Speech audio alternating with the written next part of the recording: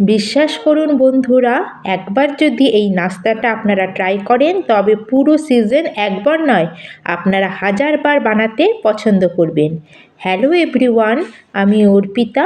Flavour with অর্পিতার চ্যানেলে আপনাদের সকলকে স্বাগত। আর বন্ধুরা, আজকে আমি নিয়ে চলে এসেছি এমন একটা নাস্তার রেসিপি যেটা আপনারা খুব কম সময়ে কম পরিশ্রমে ঘরে থাকা সিম্পল জিনিস দিয়ে তৈরি করে নিতে পারবেন, যেটা বাচ্চারা চেয়ে চেয়ে খাবে। ইনফ্যাক্ট আপনারা বাচ্চাদের লাঞ্চ বক্সেও এই নাস্তাটা দিতে পারেন 5 মিনিটের মধ্যে বানিয়ে। আর বন্ধুরা, আজকে যদি আমার এই নাস্তার রেসিপি আপনাদের একটু ভালো লাগে তাহলে অবশ্যই একটা লাইক করবেন, শেয়ার করবেন, আর চ্যানেলে যদি নতুন বন্ধু হয়ে থাকেন তাহলে প্লিজ চ্যানেলটিকে সাবস্ক্রাইব করে দেবেন। আর বন্ধুরা, আজকের এই নাস্তাটা বানানোর জন্য এখানে আমাদের দরকার একটা সেদ্ধ করে রাখা আলু।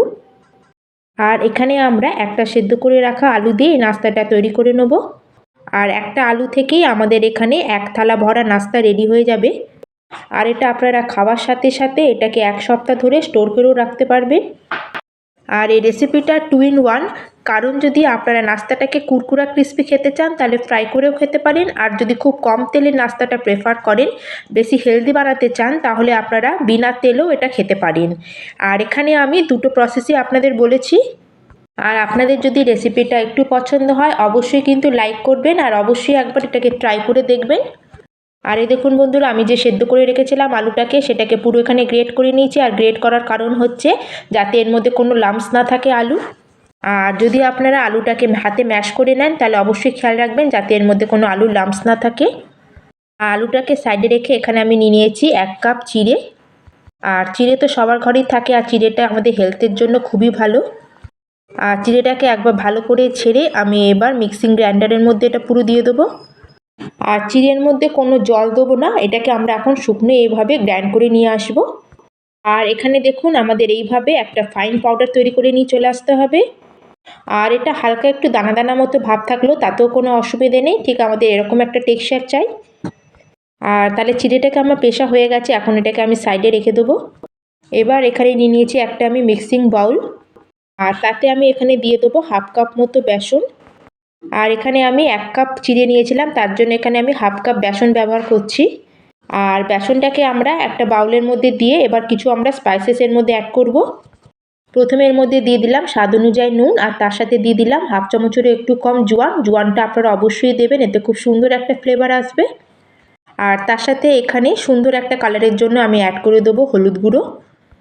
এখানে আমি 1/2 চামচ মতো হলুদ গুঁড়ো অ্যাড করেছি। আর এখন আমরা এর মধ্যে অ্যাড করব জল। আর এখানে আমি পুরো 1 কাপ ভরে জল নিয়েছি। আর এখানে আমি 1/2 কাপ বেসন নিয়েছিলাম, 1/2 কাপ বেসনের জন্য এখানে আমি 1 কাপ জল ইউজ করলাম। আর এখন আমরা একটা হুইস্কারের সাহায্যে সব কিছুকে ভালো করে একটু মিক্স করে নেব। আর হুইস্কারের সাহায্যে করলে এর মধ্যে কোনো লাম্পস বা গুটলি থাকবে না।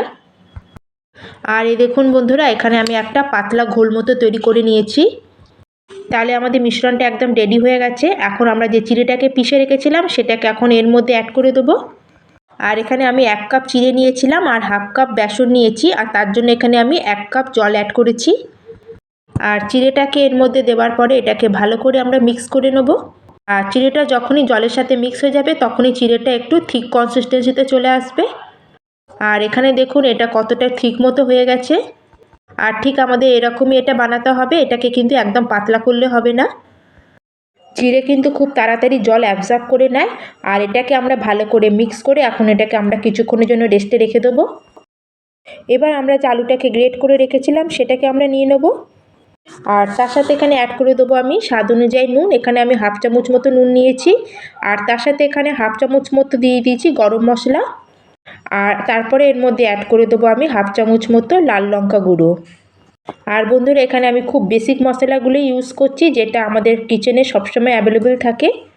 আর এবার এর মধ্যে অ্যাড করলাম আমি 1/2 চামচ মতো চাট মশলা। চাট মশলা আপনারা অবশ্যই ডালবেন, এতে খুব সুন্দর একটা টেস্ট আসবে। আর তার সাথে দিয়ে দিলাম কিছুটা কুচানো ধনেপাতা। আর আপনাদের কাছে যদি এখানে পুদিনা পাতা বা কারি পাতা থাকে সেটাও অ্যাড করতে পারেন, তাতেও খুব সুন্দর একটা ফ্লেভার আসে। আর হাতের সাহায্যে এখন আলুর সাথে আমি সব মশলাগুলোকে ভালো করে মিক্স করে নেব। আর এখানে যে আমরা আলুর মশলাটা তৈরি করছি এখানে কোনো তেল বা অয়েল বা কোনো ফোড়নের কোনো দরকার নেই। সিম্পলি আমরা এইভাবে বানিয়ে এটাকে তৈরি করব। আর এতে নাস্তাটা খুব হেলদিও হবে আর চটপটা টেস্টিও তৈরি হবে। আর এই দেখুন বন্ধুরা, আলুর মশলাটা আমি হাতের সাহায্যে ভালো করে মিক্স করে নিয়েছি। এখন এটা আমাদের রেডি হয়ে গেছে। আর এদিকে যে আমরা চিড়েটাকে রেস্টে রেখেছিলাম সেটাও এখন ভালো মতো সেট হয়ে গেছে, মানে জলটাকে ভালো মতো অ্যাবজর্ব করে নিয়েছে। আর এখানে দেখুন এটা কত থিক কনসিস্টেন্সিতে হয়ে গেছে, মানে একটা ডোয়ের মতো তৈরি হয়ে যাচ্ছে। আর দেখুন এর মধ্যে একটুও জল নেই, হাতে আমরা এইভাবে মুঠো করলে এটা মুঠো মতো হয়ে যাচ্ছে। আর আমাদের ঠিক এই ধরনের এখানে টেক্সচার দরকার। আর এবার আমরা যে আলুটাকে মেখে রেখেছিলাম, আলুর মশলাটাকে এর মধ্যে আমরা অ্যাড করে দেবো। আর বন্ধুরা, এখানে যদি আমাদের চিড়েটা যদি একটু পাতলা মতো হয় তাহলে কিন্তু আমাদের এখানে মিক্সারের শেপটা তৈরি হবে না, কারণ এখানে আমরা আলু দিয়েছি, আলুতেও ময়েশ্চার আছে। তাই জন্য এটাকে আমরা ময়েশ্চারটাকে লক করার জন্য এখানে আমরা অ্যাড করে দেবো আটা।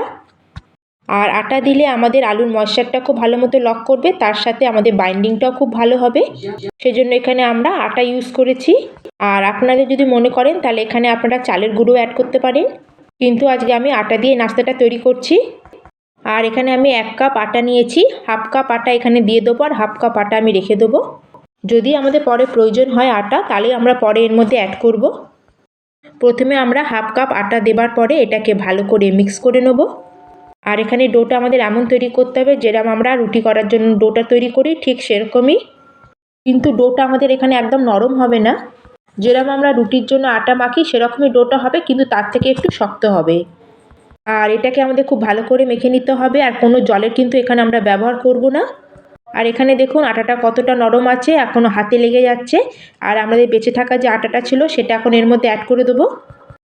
আর এটাকে আমরা ভালো করে আবার মিশিয়ে এটাকে মেখে নেব।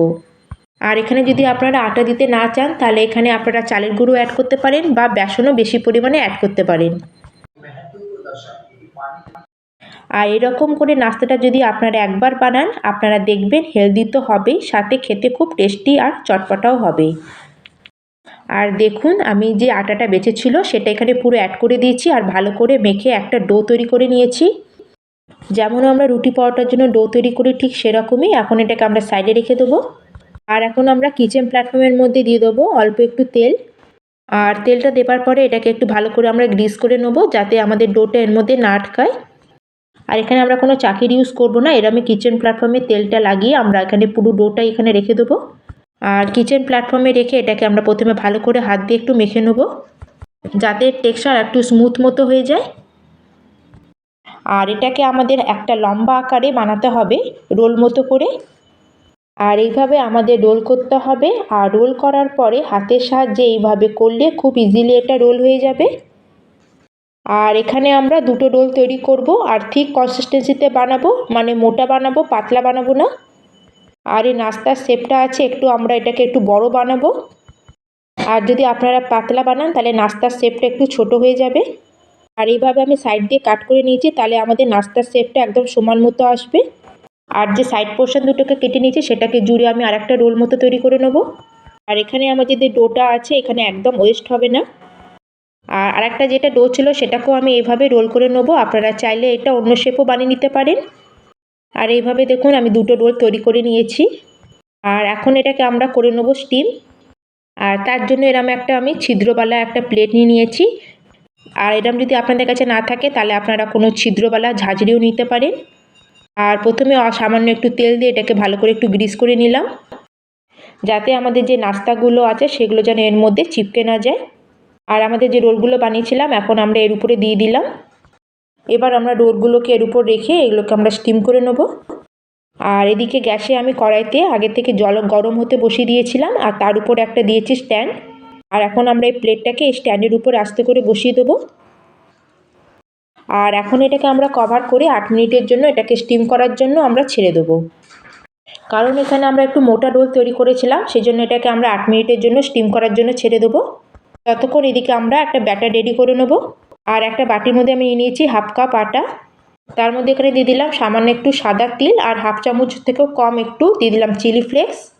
আর তার সাথে এখানে অ্যাড করে দেবো কিছুটা কুচানো ধনেপাতা। আর 3টে জিনিসকে এর মধ্যে অ্যাড করার পরে এখন আমরা এর মধ্যে জল অ্যাড করব। আর এখানে বেশি জল অ্যাড করবেন না, আমরা অল্প অল্প পরিমাণে জল অ্যাড করব আর মিক্সারটাকে তৈরি করব। প্রথমে এটাকে একটু গাঢ় মতোই আমরা গুলে নেব। আর একবার এখানে আপনারা বেশি জল অ্যাড করবেন না, অল্প অল্প করে জল দেবেন। আর একটা আমাদের মিডিয়াম ঘনত্বের ব্যাটার রেডি করে নিতে হবে। আর এখানে দেখুন আমাদের ব্যাটারটা এখন একদম রেডি হয়ে গেছে। ঠিক এরকম আমাদের কনসিস্টেন্সিতে ব্যাটারটা রাখতে হবে, না বেশি ঘন না বেশি পাতলা। আর এখন এটাকে সাইডে রেখে দেবো, আর এদিকে আমরা নাস্তাটা চেক করে নেবো। আর এখানে দেখুন আমার নাস্তাটা ভালো মতো স্টিম হয়ে গেছে, আর মোটামুটি এটা আমার 8 থেকে 9 মিনিট লেগেছে স্টিম হতে। আর নাস্তাটা আমার পুরো ঠান্ডা হয়ে গেছে, আর যখন পুরোপুরি ঠান্ডা হবে তখনই আপনারা যে কোনো শেপে এটাকে কাট করে নিতে পারেন। আর এটা যদি আপনারা গরম গরম কেটে ফেলেন তাহলে কিন্তু নাস্তার শেপটা ভালো আসবে না।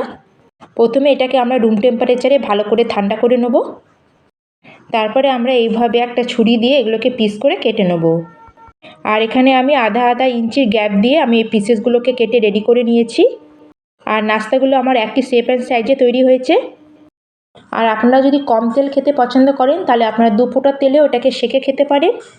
কিন্তু যদি আপনারা নাস্তাটাকে বেশি কুরকুরে আর ক্রিস্পি খেতে চান তাহলে প্রত্যেকটা নাস্তাকে ব্যাটারের মধ্যে এইভাবে ডিপ করবেন। আর এটাকে ডিপ করার পরে ডাইরেক্টলি এটা তেলের মধ্যে দিয়ে আমাদের এটাকে ফ্রাই করতে হবে। আর এদিকে আমি গ্যাসে কড়াইতে তেল গরম হতে বসিয়ে দিয়েছিলাম। আর এখানে তেলটা খুব ভালো মতো গরম হওয়ার দরকার। আর এখানে একটা কাঁটা চামচের সাহায্যে আমি এক এক করে নাস্তাগুলোকে ব্যাটারের মধ্যে ডিপ করব, আর এইভাবে আমরা তেলের মধ্যে এটাকে দিয়ে দেবো। আর কাঁটা চামচের সাহায্যে যদি আমরা দিই তাহলে আমাদের যে এক্সট্রা ব্যাটারটা থাকে সেটা পুরো বেরিয়ে যায়। আর এগুলোকে এখন আমরা উল্টে পাল্টে ভালো করে এটাকে ফ্রাই করে নেব। আর এই নাস্তা অলরেডি আমাদের কুক করা আছে, খালি আমরা যেটা কোটিং করেছি উপর থেকে সেটাকে খালি আমাদের ভালো মতো একটু ফ্রাই করে নিতে হবে।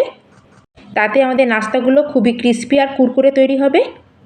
আর এটা মিনিটের মধ্যে তৈরি হয়ে যাবে, কারণ এটা আমরা আগে থেকেই কুক করে রেখেছি। কারণ এটাকে আমরা ভেতর থেকে একটুও কুক করব না, খালি উপরে আমাদের যে কোটিংটাকে এটা কুক করে নিতে হবে। আর এইভাবে এগুলো গোল্ডেন ব্রাউন কালার আসা পর্যন্ত এগুলোকে ফ্রাই করে নিতে হবে। আর এইভাবে আমরা ছান্তা দিয়ে সব তেলগুলোকে ভালো করে ঝরিয়ে এটাকে আমরা বার করে নেব। আর এই দেখুন বন্ধুরা, একদম আমাদের গরমা গরম নাস্তা একদম রেডি হয়ে গেছে। আর ভালো লাগলে একটা লাইক করবেন। আবার তাহলে চলে আসি অন্য একটি নতুন রেসিপি নিয়ে। ধন্যবাদ।